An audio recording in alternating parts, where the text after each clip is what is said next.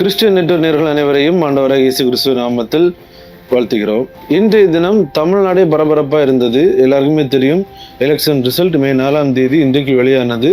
யார் வெற்றி பெற்றார்கள், அதற்கான விவரங்கள் எல்லாமே நீங்கள் பார்த்துருப்பீங்க. சரி, எலெக்ஷனுக்கும் இந்த வீடியோவுக்கும் என்ன சம்பந்தம் என்று நீங்கள் நினைக்கலாம். கிறிஸ்தவர்கள் ஒரு சில காரியங்களை புரிந்து கொள்ள வேண்டும், அதற்காகத்தான் இந்த வீடியோ. இன்றைய தினம் சமூக வலைதளங்களில் சென்று பார்க்கின்ற போது ஒரு காணொலியை அநேக மக்கள், அதாவது அநேக கட்சிகளை சார்ந்தவர்கள் மிகப்பெரிய அளவில் கிண்டல் செய்வது, அதாவது ட்ரோல் செய்வதை பார்க்க முடிந்தது. அது என்ன காணொலி என்றால், நம்ம எல்லாருமே பார்த்திருப்போம். ஒரு சில தினங்களுக்கு முன்பாக அநேக கிறிஸ்தவ தலைவர்கள், கிறிஸ்தவ போதகர்கள் என்று சொல்கிற நபர்கள் குறிப்பிட்ட ஒரு கட்சியின் தலைவரை சந்தித்து அவருக்கு நாங்கள் முழுமையாக ஆதரவு அளிக்கிறோம், கிறிஸ்தவர்கள் முழுமையாக உங்களுடன் இருக்கிறார்கள் என்று சொல்லும் ஒரு காணொளி. இந்த காணொலியை வெளியிட்டு ஒரு சில கட்சியை சார்ந்தவர்கள் சில விமர்சனங்களை வைப்பதையும், இதை வைத்து ஆண்டவராகிய இயேசு கிறிஸ்துவை பற்றியும் அவரின் வல்லமை குறித்து பேசும் காட்சிகளும் ஒரு சில போஸ்ட்களையும் பார்க்க முடிந்தது. மிகவும் மனவேதனைக்குரிய ஒரு காரியம். இன்றைக்கு ஆண்டவருடைய வார்த்தைகளை சுமந்து சொல்லக்கூடிய நபர்கள் ஒரு சில கட்சிகளை ஆதரித்தும் ஒரு சில கட்சிகளுக்கான வேலைகளில் மிக தீவிரமாக ஈடுபடுவதையும் பார்க்க முடிகிறது.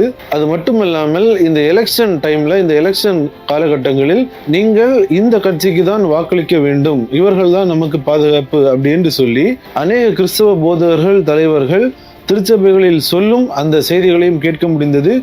என்னிடத்திலே தனிப்பட்ட முறையில் ஒரு சில நபர்கள் கூறினார்கள், என்னுடைய நெருக்கமான நண்பர் ஒரு சகோதரர், அவர் ஒரு சில காரியங்கள் கூறினது ரொம்பவும் மனதிற்கு வேதனையாக இருந்தது. ஒரு பலிபீடத்தில் தேவனுடைய சமூகத்தில் நின்று தேவனுடைய வார்த்தைகளை போதிப்பதை விட்டுவிட்டு குறிப்பிட்ட ஒரு கட்சிகளை ஆதரித்தும் அவர்களுக்கு ஆதரவாக தேவாலயத்தின் மேடையை பிரச்சார மேடையாக மாற்றுவதை பார்க்கும்போது இது மிகவும் வேதனைக்குரிய ஒரு காரியம். இன்றைக்கு இந்த எலெக்ஷன் ரிசல்ட் அதை நம்ம பார்க்கும்போது அதில் மிகப்பெரிய மாற்றங்களை பார்க்க முடிகிறது. இந்த காணொளிகள், இந்த செய்திகள், இவைகளை வைத்துக்கொண்டு அநேக நபர்கள், அநேக மக்கள் கிறிஸ்தவத்தை கிண்டல் செய்யும் செய்திகளை பார்க்கும்போது அதுவும் மிகவும் மனவேதனையை தருகிறது. இதில் ஒரு மிக முக்கியமான காரியத்தை கிறிஸ்தவர்கள் புரிந்து கொள்ள வேண்டும். கிறிஸ்தவர்களுக்கு கிறிஸ்துதான் பாதுகாப்பு.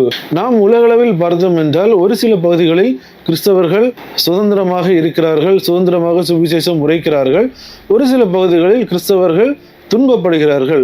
அவர்களுக்கு என்னென்ன பாதையை தேவன் நியமித்தாரோ அந்தந்த பாதையில் அவர்கள் செல்கிறார்கள். நம்முடைய இந்தியாவின் வட மாநிலத்தில் நீங்கள் பார்த்தால் கூட அநேக பகுதிகளில் கிறிஸ்தவர்கள் தாக்கப்படுகிறார்கள். இதையெல்லாம் தேவனுக்கு தெரியுமா, தெரியாதா? தெரியும். உபத்திரவத்தின் பாதையில் தான் கிறிஸ்தவம் வளரும். நீங்கள் வரலாற்றை புரட்டி பார்த்தால் எந்தெந்த காலகட்டங்களில் கிறிஸ்தவர்கள் ஒடுக்கப்பட்டார்களோ அதன் பின்பாக கிறிஸ்தவம் உலகளவில் மிக வேகமாக வளர்ந்துள்ளது.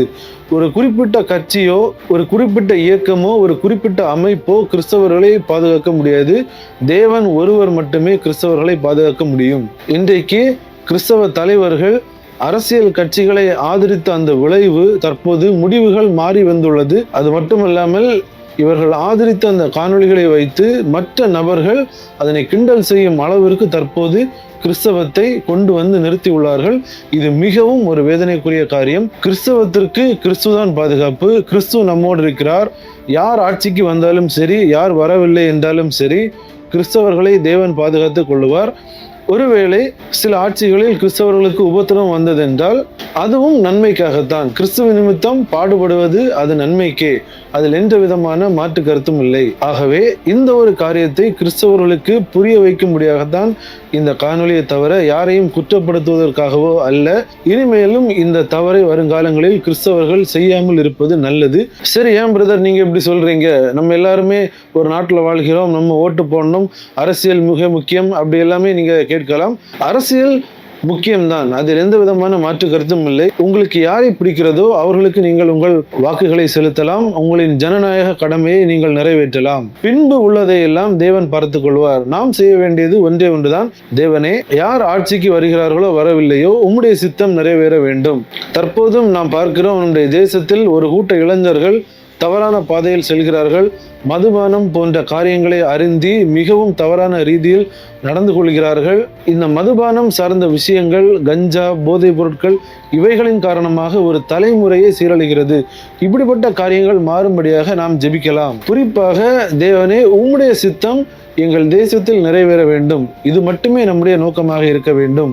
அவ்வாறு நாம் செய்திருந்தால் இன்றைக்கு ஒரு காணொளி வைத்துக்கொண்டு கிறிஸ்தவர்களை இந்த அளவிற்கு மற்ற நபர்கள் விமர்சிக்க வேண்டிய ஒரு தேவை வந்திருக்காது. இந்த விஷயங்கள் பார்ப்பதற்கு சாதாரணமாக இருக்கலாம்.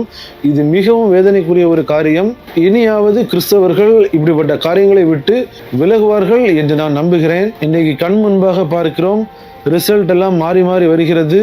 யார் ஆட்சிக்கு வருவார்கள், அது எந்த ரீதியில் செல்ல போகிறது, அது ஒரு தொங்கு சட்டசபையாக வருமா, எப்படிப்பட்ட முடிவுகள் வரும், யாருக்குமே தெரியவில்லை. ஆனால் மீடியா வழியாகவும் கருத்து கணிப்புகள் அப்படி இப்படி என்று சொல்லிக்கொண்டு மக்களை முட்டாளாக்கி கொண்டே இருந்தார்கள். கடந்த 2 மாதங்களாக இந்த மீடியாக்கள் மக்களை மிகப்பெரிய அளவில் முட்டாளாக்கினார்கள். ஆனால் இன்றைக்கு பார்க்கும்போது எல்லாமே தலைகீழாக மாறி உள்ளது. இதுதான் ஒவ்வொரு தேர்தல்களிலும் நடந்து கொண்டு வருகிறது. இந்த காணொளி நான் ஆரம்பத்திலே சொன்னது போன்று எந்த ஒரு தனிப்பட்ட நபரையோ யாரையும் குற்றப்படுத்துவதற்காக அல்ல.